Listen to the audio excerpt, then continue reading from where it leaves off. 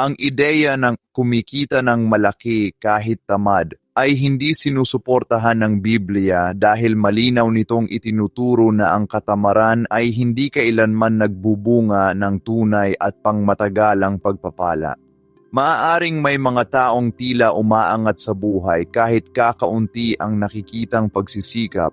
Ngunit sa pananaw ng salita ng Diyos, ang ganitong uri ng tagumpay ay kadalasang may nakatagong sakripisyo mula sa nakaraan, pansamantala lamang o hindi nagmumula sa tamang motibo. Ipinapakita ng Biblia na ang sipag, disiplina at katapatan sa paggawa ay bahagi ng disenyo ng Diyos para sa tao at ang paggawa ng buong puso ay hindi lamang tungkulin kundi isang paraan ng pagbibigay luwalhati sa Kanya. Ang kayamanang madaling makuha ay madaling mawala, ngunit ang tagumpay na itinayo sa tamang prinsipyo ay matibay at mapayapa.